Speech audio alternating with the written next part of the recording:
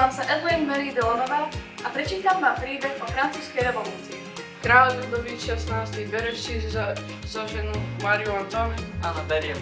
Tento hlúpy Ľudovít si myslí, že ja mu akože pomôžem. Napíšu list okolitým krajinám. Liberté, Egalité. fraternité. Musíme nášmu Karolkovi pomôcť tak ako Šarlotke a Helenke. Celý ľudé.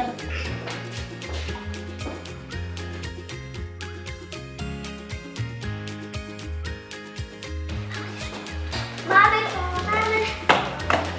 Ahoj, dievčatko. Čo robíš? Tá babička je chorá a potrebuje niečo dobré na jedenie. Každé zvieratko si nájde svoj správny domček.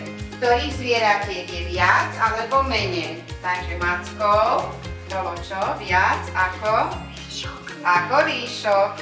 3 a 1.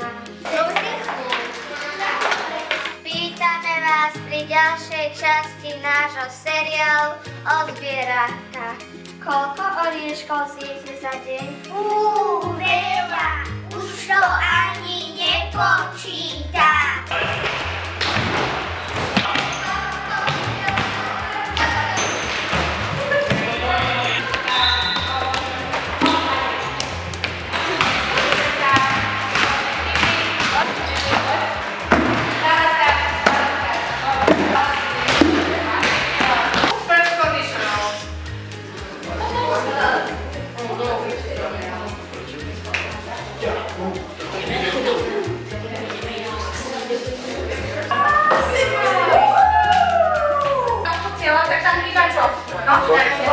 Teraz sa pozri, čo tam je.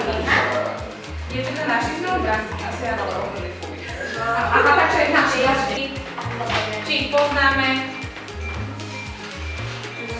Výborne. Najskôr počúvaš melódiu. Prší les zaleje, nezatvárají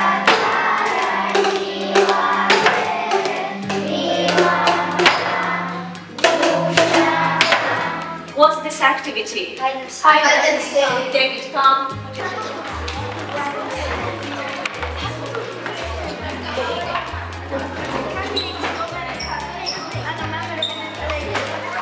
Good. One of you is going to be a mirror. Are you swimming? Is for you. One is for you. One is for you. So come this.